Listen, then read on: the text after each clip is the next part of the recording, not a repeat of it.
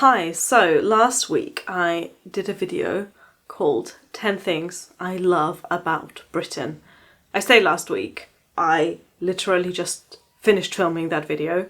They are both being recorded on the same afternoon. I didn't even bother changing my lipstick, but let's just pretend that a week has passed, because I guess in your timeline, it has. Anyway, if you're looking at the title of this video and you're already outraged, then I would recommend you go and check out the previous video, 10 Things I Love About Britain, for a more positive vibe. Because today, I'm talking about the things I hate about this country. Let's get right into it. Number 1, Sunday opening hours. And yes, I am speaking as a former retail employee. I do not understand why the Brits have to go shopping on a Sunday. This isn't about the day of the week, by the way. I am not religious.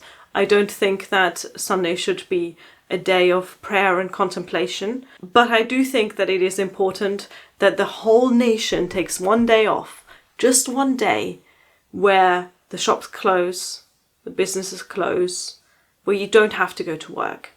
I hated working Sundays when I worked in retail, and I had to work every Sunday. I did not get a choice on when my shifts were. I worked in a shoe shop.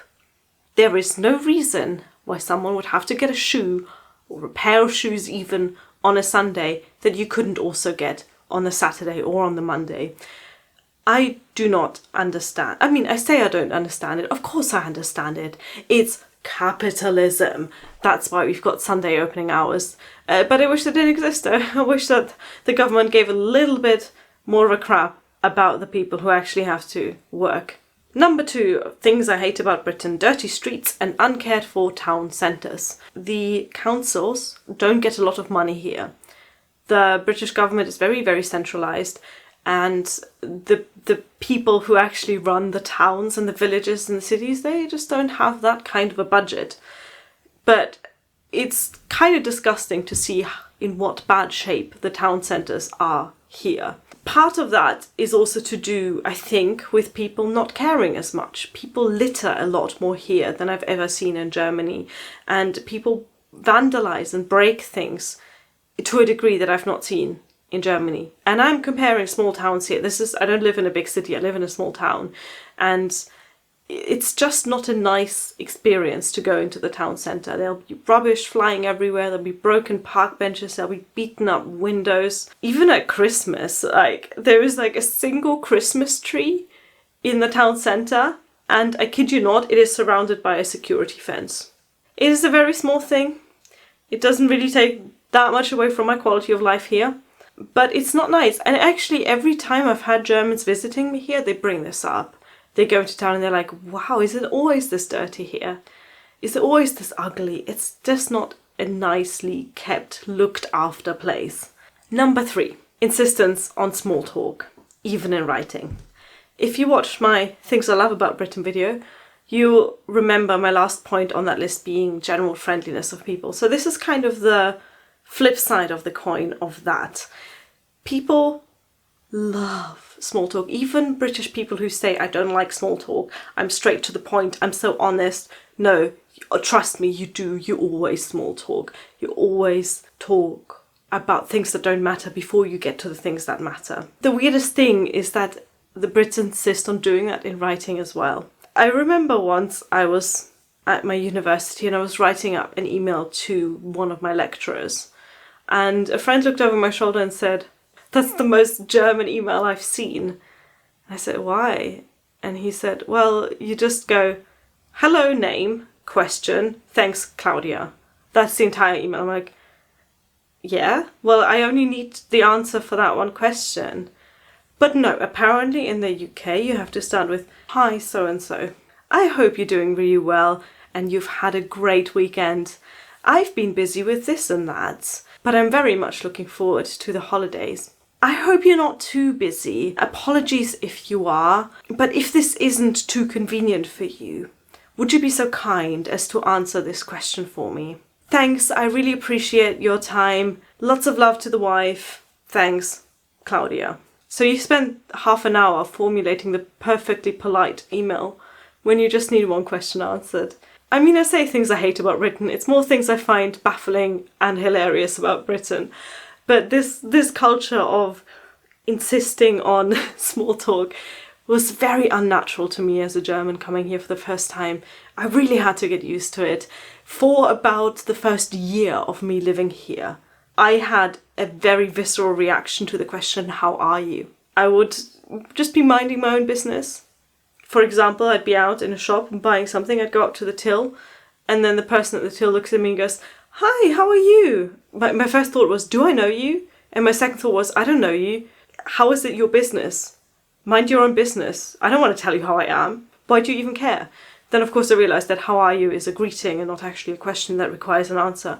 But there is a lot to this kind of idea that you do small talk even now, after 6 years, when I have a chat with, for example, my supervisor at my university, and he asks, so how's things? How have you been? I still find it awkward and uncomfortable because it's none of his business.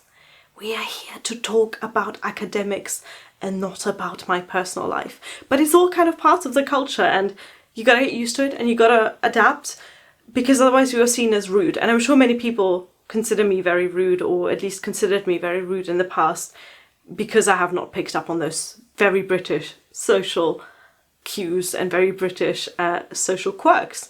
By the way, I find that topic very interesting. If you would like me to make a video about specifically British social quirks, let me know in the comments, and I think I could get an interesting video talking about that, and maybe with my British husband, to discuss some of the ways in which conversations function differently in Britain as opposed to Germany. We're getting a little bit political here. My fourth thing I hate about Britain is the lack of workers' rights. I've already mentioned being an employee in retail, and it was baffling to me how badly protected workers are here. I didn't even get sick pay, for example, as an employee here. There's no real protected notice period. I mean, no notice period that matters.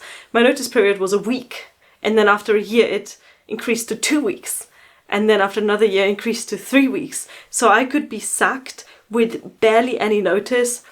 This also includes things like a lack of protection of tenants.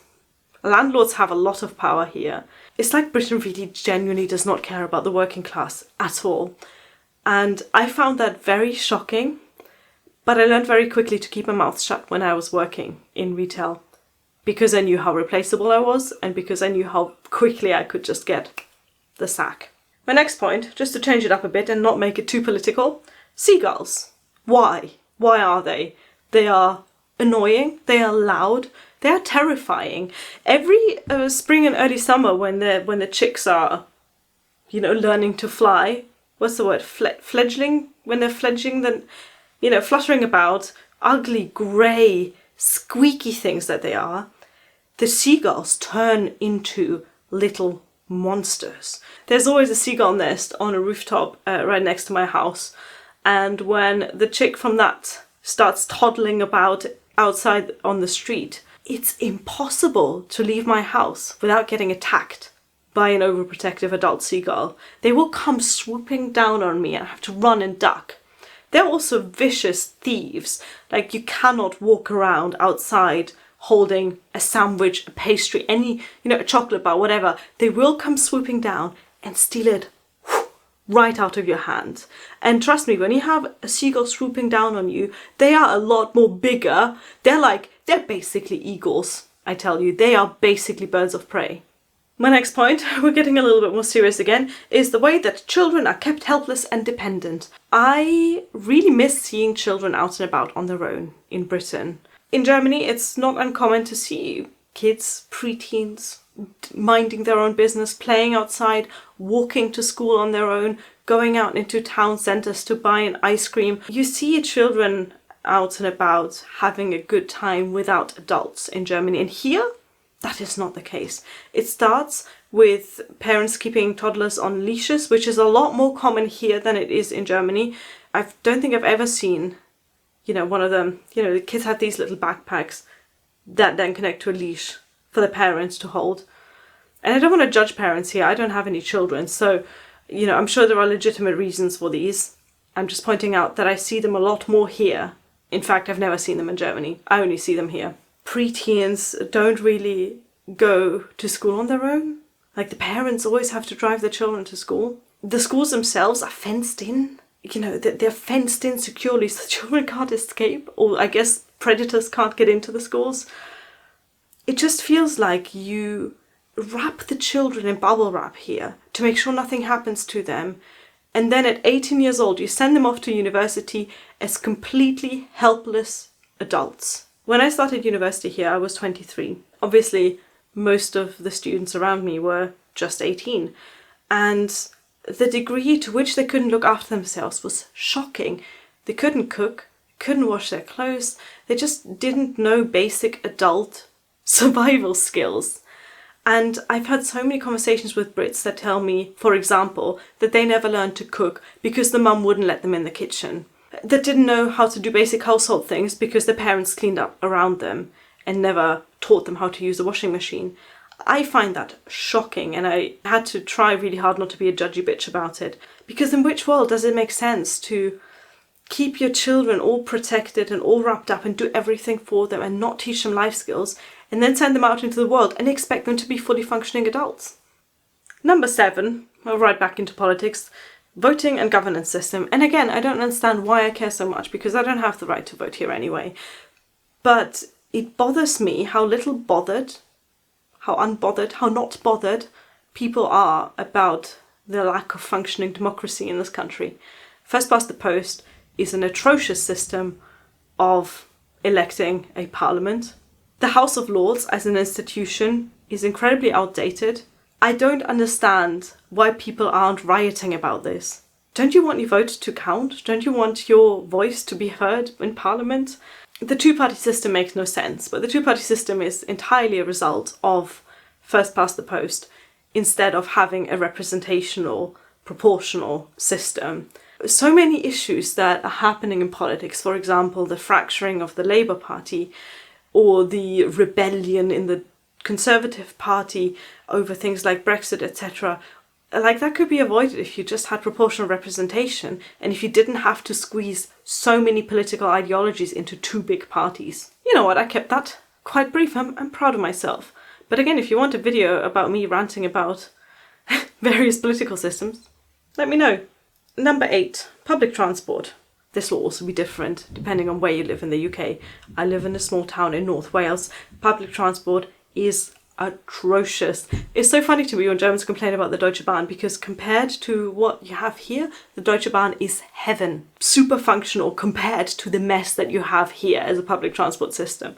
For one, you can't actually take public transport within the town, right? So in this entire town, there is maybe, well, there's one big bus stop and maybe 2 or 3 little ones.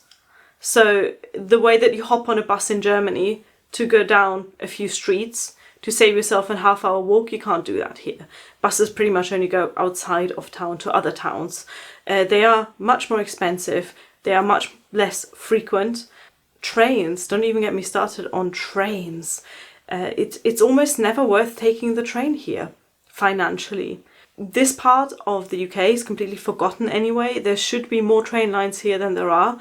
For example, if you wanted to go from North West Wales to, say, Cardiff in the south of Wales, you have to go via England. It's bad. So, the last point, this is going to piss some people off, I know it, is British exceptionalism and an overinflated and uncritical sense of self-importance. And I mean that nationally. I don't mean that every single British person has an overinflated sense of self-importance. I mean, as a country, the UK needs to come to terms with its own insignificance. Oh, how to break that down. There is a huge lack of understanding of the colonial past of Britain, and there is a huge amount of romanticising and glamorising the past in a way that I find frankly shocking. People truly believe, for example, that Britain brought democracy into the world. Like, that is a thing that I have heard people say unironically more than once.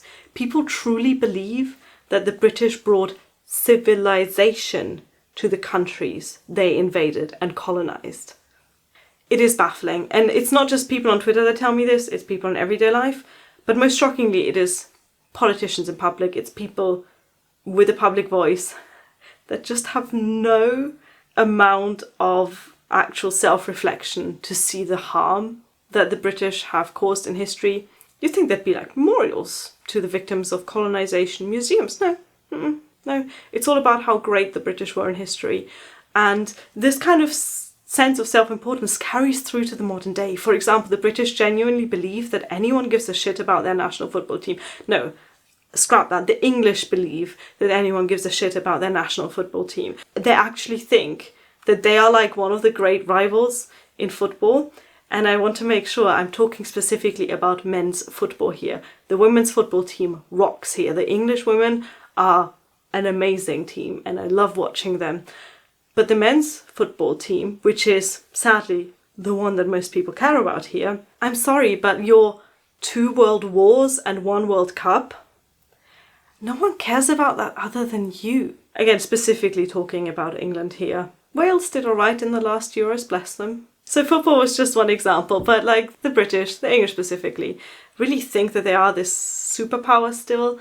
It shows itself in things like their earnest belief in the special relationship with the USA. If you're watching this from America, let me know what you think of the special relationship. Does the term mean anything to you politically? Is this something that is part of your political identity, that is part of your diplomatic identity? Because the Brits really think that Americans care about them politically, economically, in terms of trade. And that's just sad because unfortunately you are a tiny little island that has just shut itself off from the rest of the continent. So those were my 10 things I hate about Britain. Some of them more serious, some of them less. Tell me what you hate about Britain, if you agree with my points or not. And if this was a little bit too negative for you, make sure you check out my previous video, 10 things I love about Britain. And I'll see you again next week.